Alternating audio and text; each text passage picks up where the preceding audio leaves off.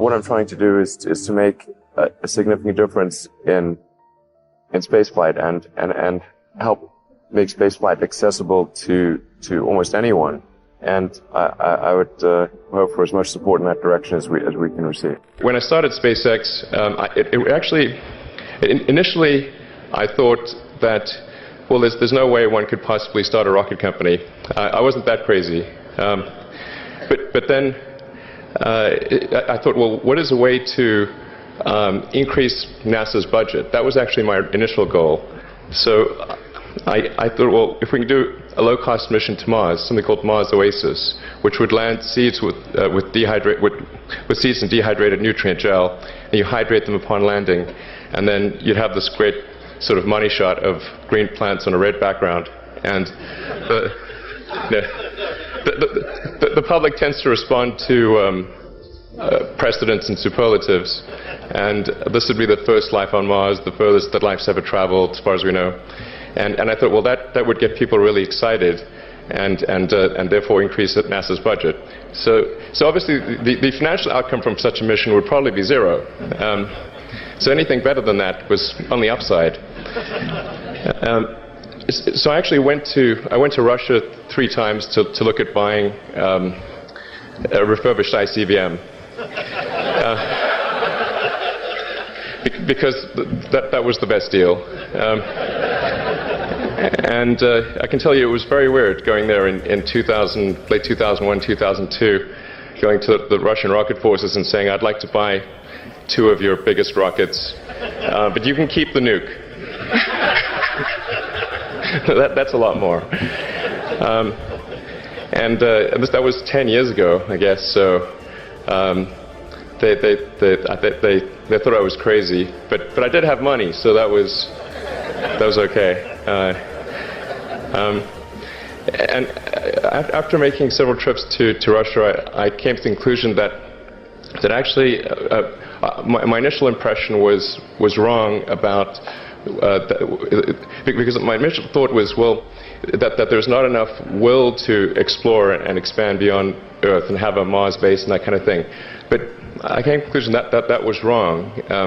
In fact, there's plenty of will, particularly in the United States, because the United States is a nation of explorers, of people who came here from other parts of the world.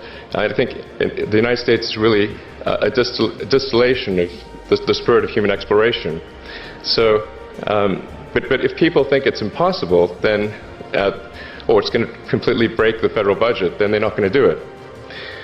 So after my 3rd trip, I said, okay, well, what we really need to do here is try to solve the space transport problem, and started SpaceX. This was against the advice of pretty much everyone I talked to. One friend made me sit down and watch a bunch of videos of rockets blowing up. Let me tell you, he wasn't far wrong. It was tough going there in the beginning because I'd never built anything physical. I mean, I'd built like little model rockets as a kid and that kind of thing, but I'd never had a company that built anything physical. So I had to kind of figure out how to do all these things and bring together the right team of people, and so we did all that and then failed 3 times. It was tough going. Because the thing about a rocket is that the passing grade is 100%. You don't get to actually test the rocket in the real environment that it's going to be in. So I think the best analogy for rocket engineering is like if you want to create a really complicated bit of software, you can't run the software as an integrated whole, and you can't run it on the computer it's intended to run on. But the first time you put it all together and run it on that computer, it must run with no bugs. That's basically the essence of it. So we missed the mark there. The first launch, I was picking up bits of rocket near the launch site. It was a bit sad. But we learned with each successive flight, and were able to, eventually with the 4th flight in 2008, reach orbit. And that was also with the last bit of money that we had. So thank goodness that happened.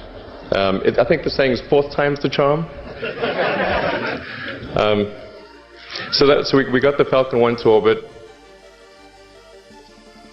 and then began to scale that up to the Falcon 9, which is about an order of magnitude more thrust. It's around 1 million pounds of thrust, and we managed to get that to orbit, and then developed a Dragon spacecraft, which recently was able to dock and return to Earth from the space station.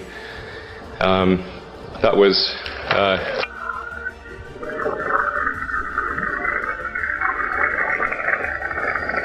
thanks.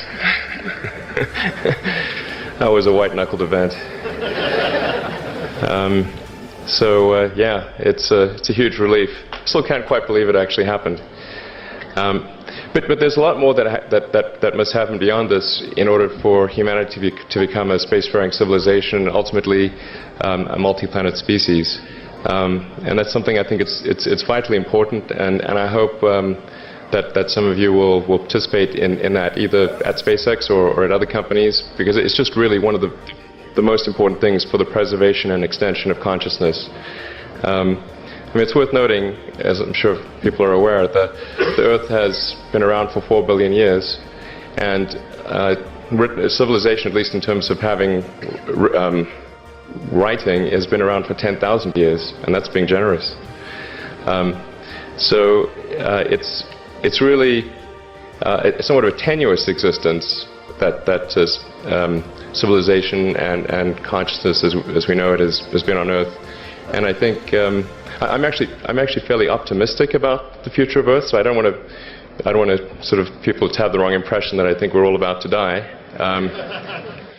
I think things will most likely be okay for a long time on Earth, but not for sure, but most likely. But even if it's sort of 99% likely, a 1% chance is still worth spending a fair bit of effort to ensure that we've backed up the biosphere, planetary redundancy, if you will. And so I think it's really quite important.